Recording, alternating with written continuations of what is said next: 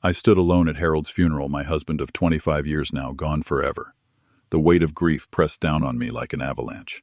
As I wiped away tears, I noticed Andrew, our adopted son, whispering to his wife, Stephanie. They approached me with cold expressions that seemed out of place, even in this somber setting. Andrew leaned in close, his voice cutting like a blade. "Do not expect a dime from Dad's $55 million estate," he sneered. Stephanie nodded, adding with a smirk, "We are in charge now." Before I share what happened next, let me know where you are watching from, and hit subscribe if you want to learn how I faced betrayal from my own son.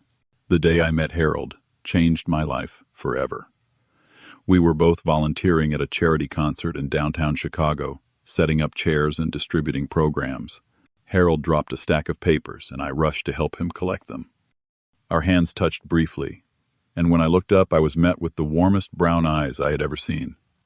There was an immediate connection between us, something that felt like recognition rather than introduction. "Thanks for the rescue," he said with a smile that made his eyes crinkle at the corners. "I am Harold Wilson, Charles William." I replied, suddenly feeling shy despite being 30 years old at the time. We talked throughout that evening, discovering shared interests in classical music and Italian cuisine.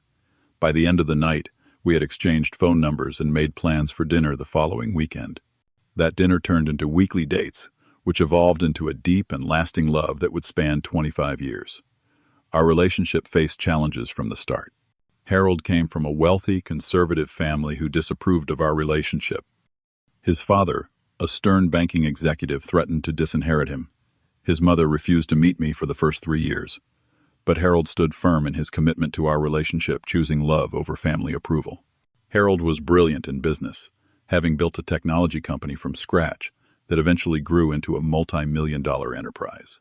I was an artist teaching at a local community college and selling my paintings at small galleries. We complemented each other perfectly, his practical nature balancing my creative spirit. After 5 years together, we decided to start a family. The adoption process was lengthy and sometimes disheartening, but eventually we welcomed 8-year-old Andrew into our lives. He was a quiet child with sad eyes that had seen too much hardship in foster care. I still remember the day we brought him home to our brownstone. He clutched a small backpack containing all his possessions, looking around warily, as if expecting to be sent away at any moment. I connected with Andrew immediately. Being an artist, I spent more time at home and became the primary caregiver. I taught him to draw, read him stories every night, and spent hours playing piano with him. Harold loved Andrew just as deeply but expressed it differently, providing structure, emphasizing education, and planning for his future. On Andrew's first birthday with us, I organized a space-themed party, remembering how he had mentioned loving stars. The look of disbelief on his face when he saw the decorated living room, complete with hanging planets and a cake shaped like a rocket, was something I will never forget. For perhaps the first time, he looked like a child, rather than a miniature adult carrying invisible burdens. "Is this all? For me?" he had asked, voice barely above a whisper. "Every star and planet," I confirmed, throat tight with emotion. Our family camping trips became an annual tradition. Harold would temporarily disconnect from his business empire, and we would spend a week in nature, hiking trails, fishing in clear lakes, and telling stories around campfires. Those were our happiest times, just the three of us against the world, free from outside judgments and expectations. As Andrew grew, Harold became increasingly focused on his education and future. He wanted Andrew to follow in his footsteps, perhaps one day taking over the company. He enrolled Andrew in the best private school, hired tutors when needed, and spoke often about business strategies, even when Andrew was still in middle school. I sometimes worried that Harold pushed too hard, but I also understood his desire to give Andrew every advantage in life. The first signs of change appeared when Andrew entered high school. He became more distant, spending less time with us and more with friends we rarely met. His grades remained excellent, perhaps more from fear of disappointing Harold than genuine interest. When he left for college at Princeton, studying business as Harold had hoped, the distance grew not just physical but emotional. It was during his junior year that Andrew met Stephanie Davis, a sharp-minded economics major with ambitious plans. They dated for just 6 months before announcing their engagement. The wedding was lavish, mostly planned, and paid for by Stephanie's equally status-conscious parents. I noticed how Stephanie barely acknowledged me during the wedding planning, always directing questions to Harold about budget and arrangements. "She will warm up to you," Harold had reassured me, though I caught the slight doubt in his eyes. She never did. Every holiday dinner was filled with subtle tensions, Stephanie steering conversations toward topics that highlighted her connections and achievements. She would ask Harold detailed questions about the company, but show polite disinterest in my art exhibitions.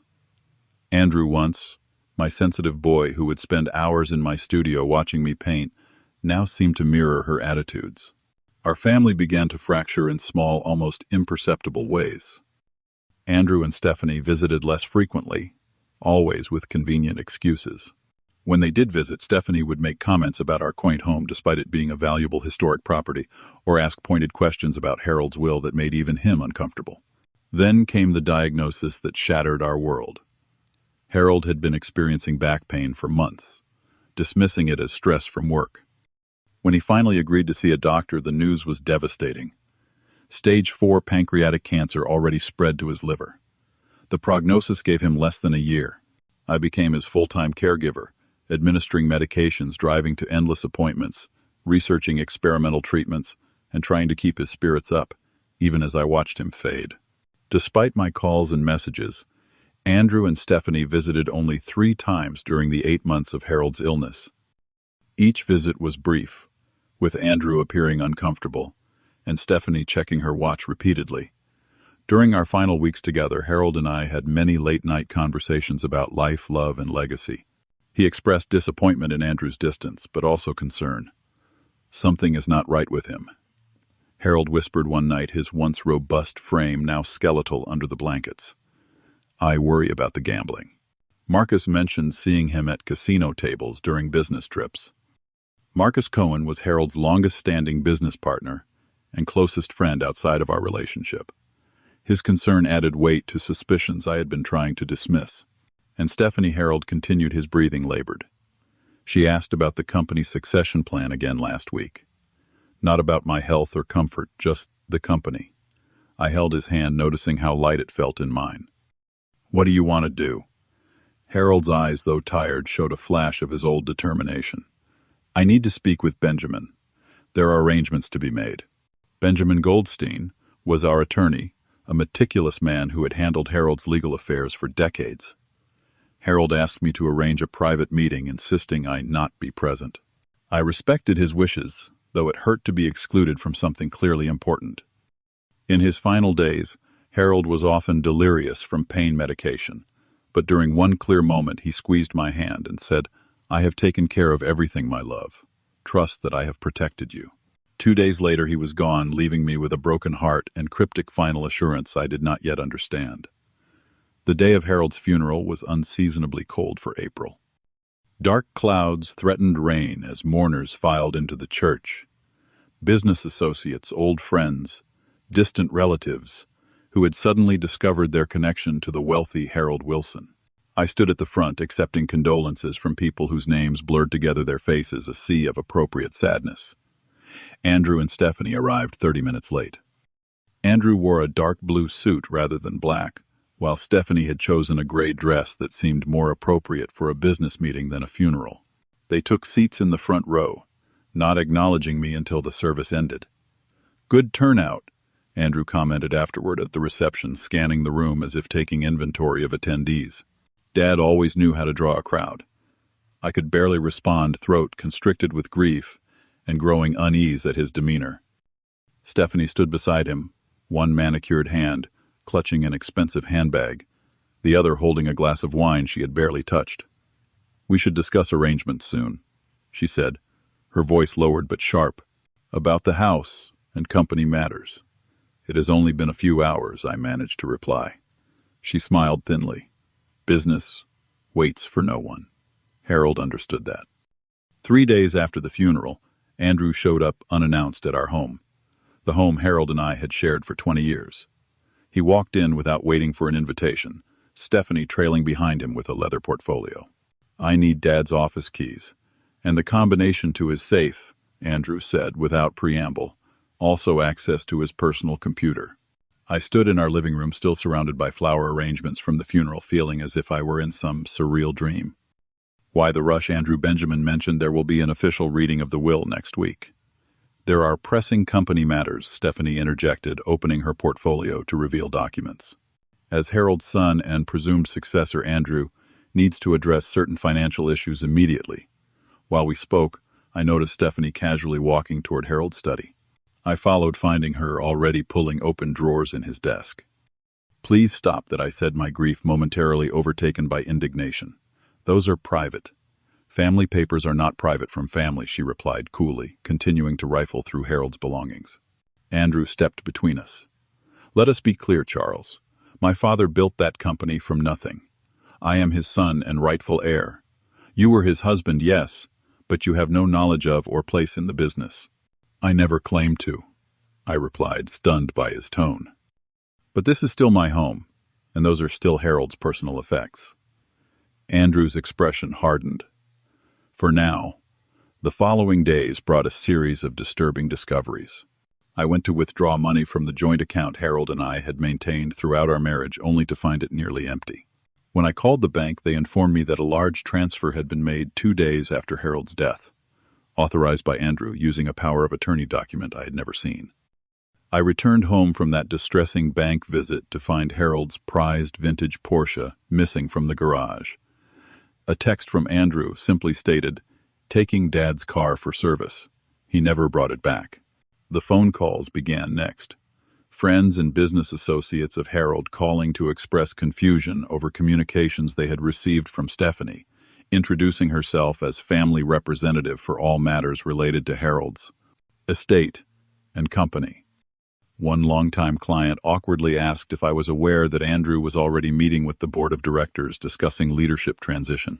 I called Thomas Richards, a kind-hearted attorney who had been friends with Harold since college days. His response was immediate concern. "Charles, something does not add up. Harold would never have left matters so ambiguous. Let me make some inquiries." A week after the funeral, I received an official-looking letter informing me that mortgage payments on our home were 3 months behind, an impossibility as Harold had paid off our mortgage years ago. The letter referenced recent refinancing documents that I had never seen or signed. The situation reached its breaking point when Andrew and Stephanie arrived at the house with a third person they introduced as Jeffrey Parker, their personal attorney. They sat stiffly on the edge of the sofa while Parker placed a document on the coffee table. "This is a formal notice to vacate the premises within 30 days. Parker explained, his voice professionally detached. "The ownership of this property is under legal review, and my clients wish to secure their interests." I stared at them in disbelief. "This is my home. Harold and I purchased it together 20 years ago." Andrew leaned forward, any pretense of familial affection completely gone. "The house was purchased with my father's money using funds from his company. You contributed nothing financially. I contributed 25 years of love and partnership." I responded, my voice breaking. "And I helped raise you." "Let us not be sentimental," Stephanie interrupted. "Business is business. Harold built an empire worth $55 million. You were along for the ride." Andrew stood, straightening his designer suit. "Do not expect a dime from Dad's $55 million estate. The will reading is a formality. I have already spoken with the board of directors." Stephanie rose beside him, adding with a cold smile, "We are in charge now. You should start looking for a small apartment to rent." After they left, I sat in stunned silence, the eviction notice still on the table.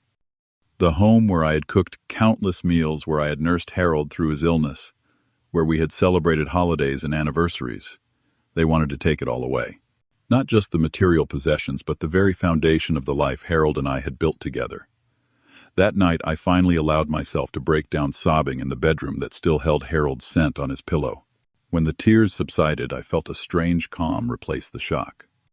Harold's final words returned to me. "I have taken care of everything." Had he anticipated this betrayal? Had he known what our son might become? With renewed purpose, I went to Harold's study and began a systematic search through his papers, looking for any clue about what taking care of everything might to have meant. The next morning, I called Thomas Richards again, explaining the confrontation and eviction threat. "This is outrageous," Thomas exclaimed. "Meet me for lunch. Bring any documents you can find about the house and Harold's recent business activities." We met at a quiet restaurant where Thomas listened intently as I recounted the events since Harold's death. His expression grew increasingly troubled. "Harold never mentioned any plans to disinherit you or transfer assets to Andrew before his death," Thomas confirmed. In fact, he expressed concerns about Andrew's financial decisions several times. "What kind of concerns?" I asked. Thomas hesitated. "I should not share specific conversations, but I can tell you that Harold asked me to look into some unusual transactions about 6 months ago. Large withdrawals from Andrew's trust fund going to offshore accounts." This confirmed Harold's mention of gambling concerns. I shared this with Thomas, who nodded grimly. "I will do some digging," he promised. "In the meantime, do not sign anything. Do not move out and keep documenting everything Andrew and Stephanie do." That evening I continued searching Harold's study, eventually discovering a hidden compartment in the bottom drawer of his antique desk, a place where he had always kept important personal items. Inside was a leather-bound journal I had never seen before. Harold had never been one to keep a diary, preferring to express himself directly rather than on paper. The journal contained entries dating back about a year, around when his health had begun to decline. The pages revealed a man wrestling with difficult realizations about his son. Andrew requested another advance on his trust fund today, third time this quarter. When pressed, he mentioned investment opportunities but was vague on details. Stephanie called later to smooth things over, but something feels wrong. Several entries later, Marcus spotted Andrew at the Bellagio tables last weekend during the Las Vegas conference. Lost over $50,000 in one night, according to casino contacts. This explains the constant need for cash. How do I help my son without enabling destruction? And most disturbing, Stephanie asked pointed questions about succession plans today. Not about treatment options or clinical trials. Just who would control the company if things do not go well. The look in her eyes was calculating, not concerned. Charles noticed nothing, still believing in the goodness of everyone. "I need to protect him." The final entry dated just 2 days before our meeting with Benjamin Goldstein. Decisions made. Benjamin will handle everything. Charles will be protected, and Andrew will have his chance at redemption if he chooses to take it. I only wish I could spare them both the pain to come.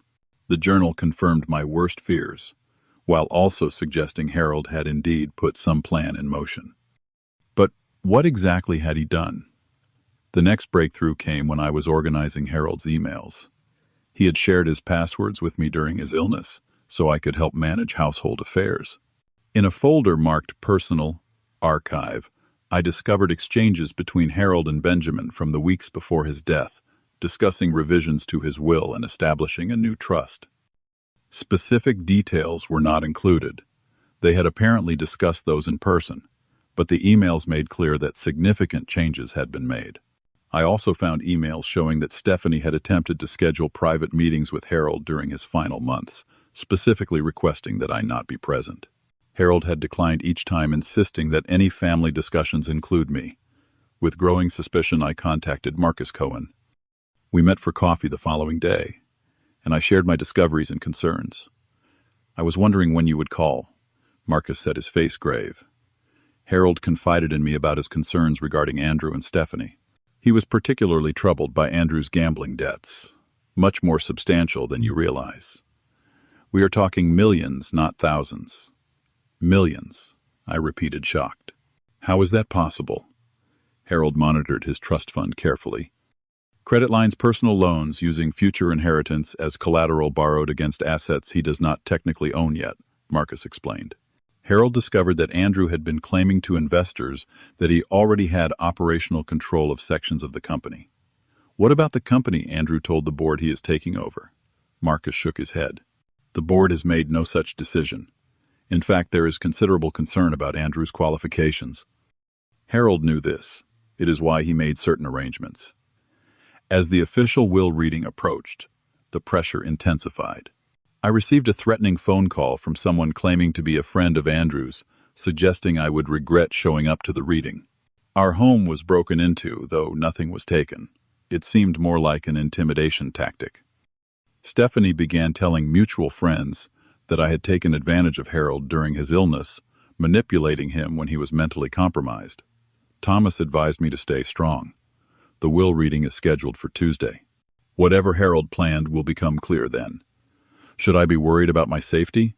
I asked, only half joking. Thomas did not smile.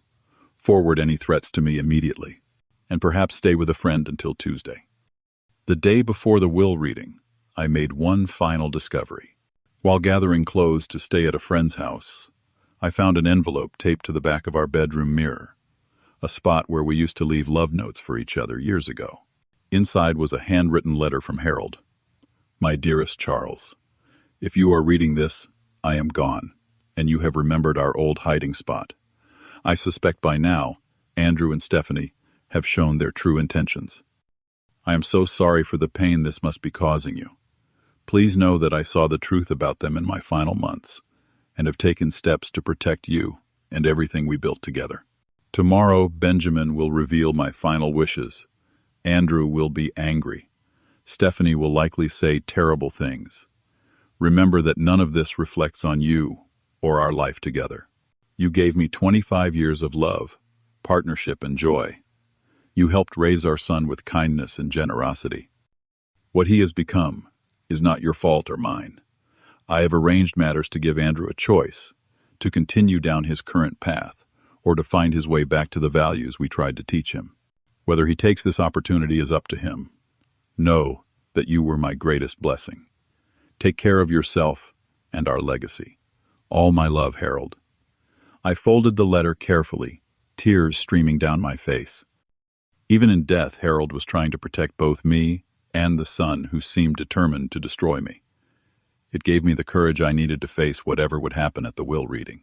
The next morning I arrived at Benjamin Goldstein's downtown office with Thomas Richards beside me for support. The reception area was already filled with familiar faces.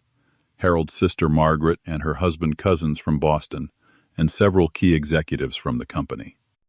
Andrew and Stephanie sat in a corner along with their attorney Parker, speaking in hushed tones that stopped abruptly when they noticed me. As we all filed into the conference room, I was surprised to see Marcus Cohen take a seat directly beside me. Harold asked me to be here, he said simply. Benjamin Goldstein entered last, carrying a leather portfolio. He was a distinguished man in his 60s with silver hair and piercing blue eyes that missed nothing. He greeted each person respectfully before taking his position at the head of the table. Thank you all for coming today, he began formally. We are here for the reading of Harold James Wilson's last will and testament. Before I begin, I must state that this document was signed 6 weeks before Harold's passing, with 2 physicians certifying his mental competence at the time of signing. I noticed Andrew shift uncomfortably at this statement. Stephanie whispered something to Parker. Benjamin opened the portfolio and began to read, I, Harold James Wilson, being of sound mind and body, hereby declare this to be my last will and testament, revoking all previous wills and codicils.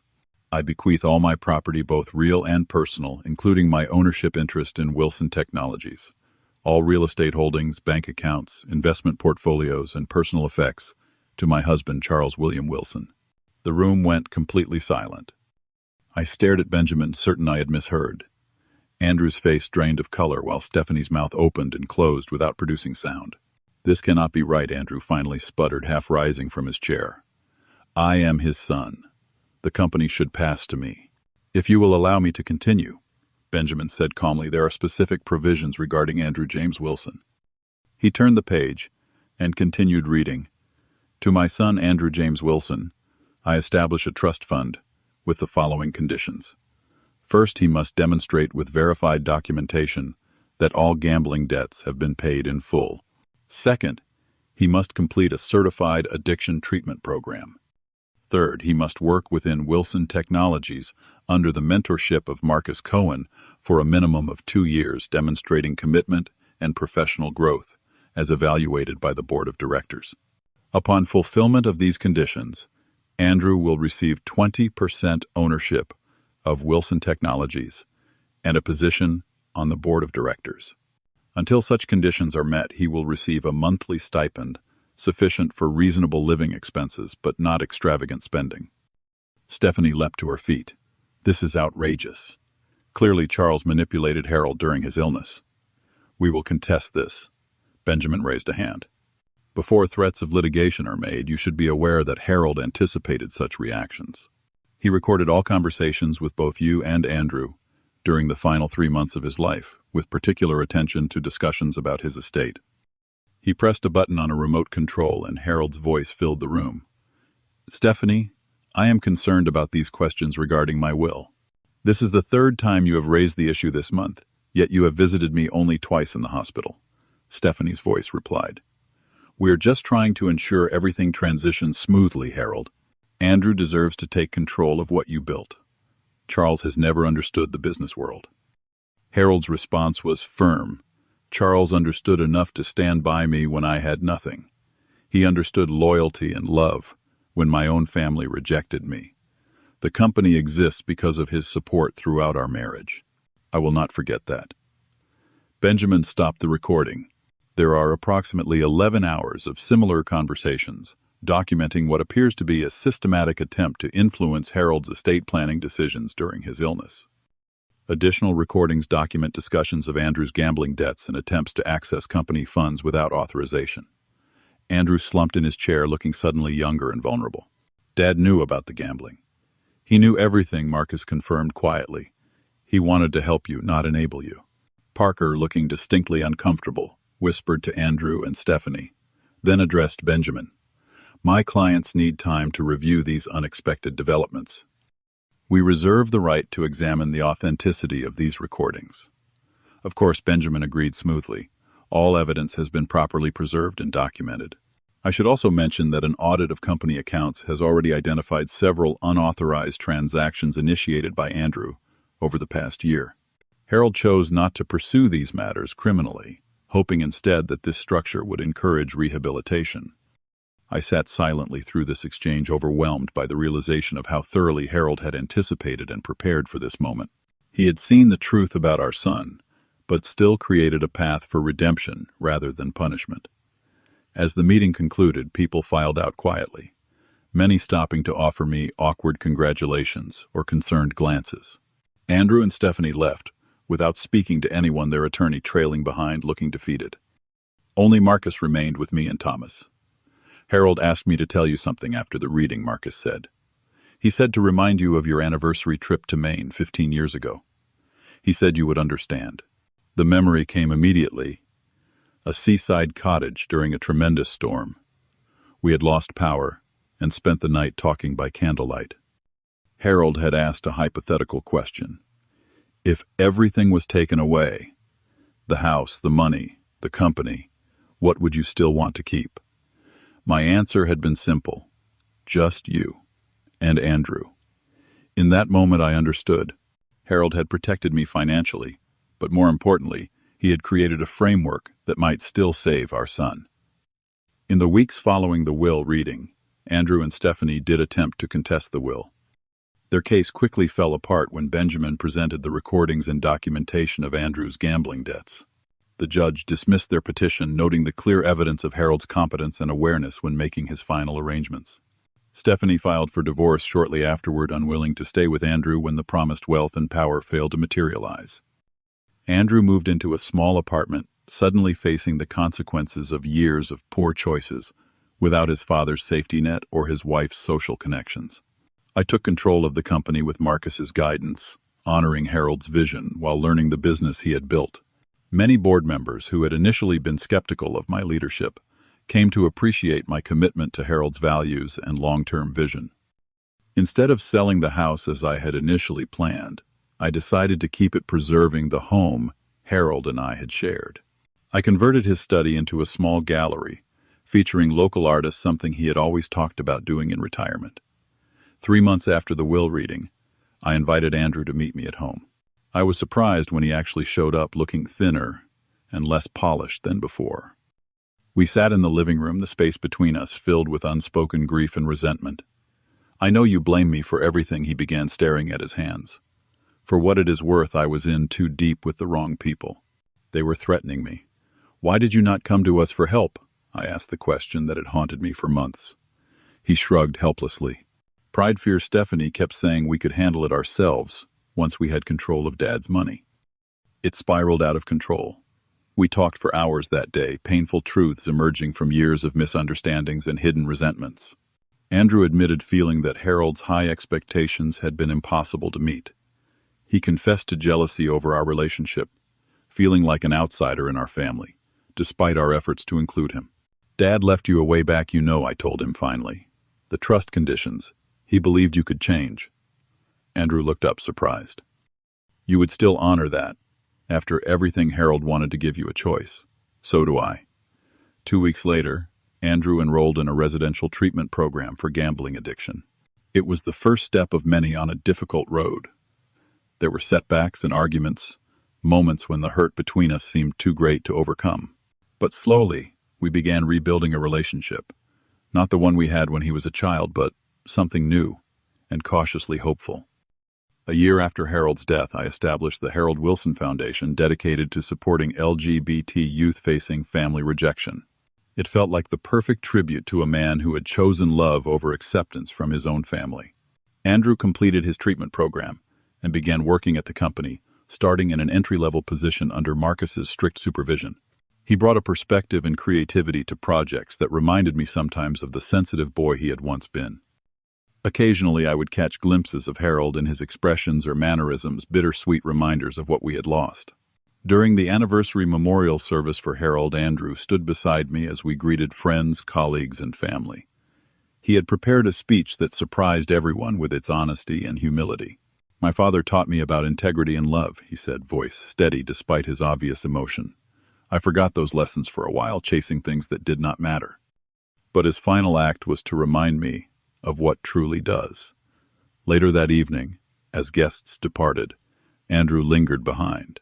Charles, he said hesitantly, using my name rather than calling me Dad as he once had. I want you to know that I understand now what you and Dad had.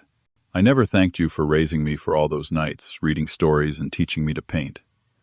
I took it for granted. I felt something loosen in my chest.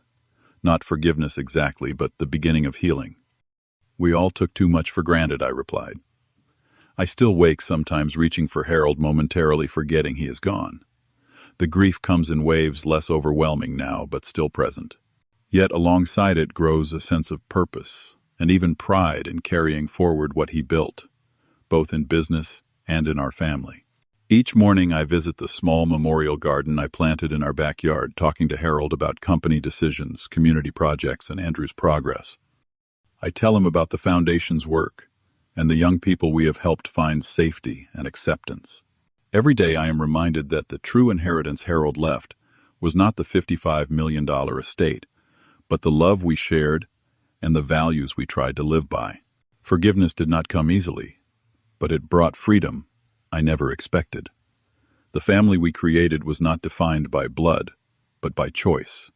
The daily choice to love, to stay, to work through the hardest moments. I sometimes wonder if Harold somehow knew exactly how things would unfold. If he understood that sometimes we must lose something to recognize its true value. If you have ever had to forgive someone who deeply hurt you, or had to rebuild trust that was broken, I would love to hear your story in the comments. Was there a moment when you chose forgiveness? Not because the other person deserved it, but because you deserved peace. Please subscribe if this story resonated with you, and share it with someone who might need to hear that even the deepest wounds can eventually heal. Thank you for listening to my journey, and remember that the families we choose can be as meaningful as the ones we are born into.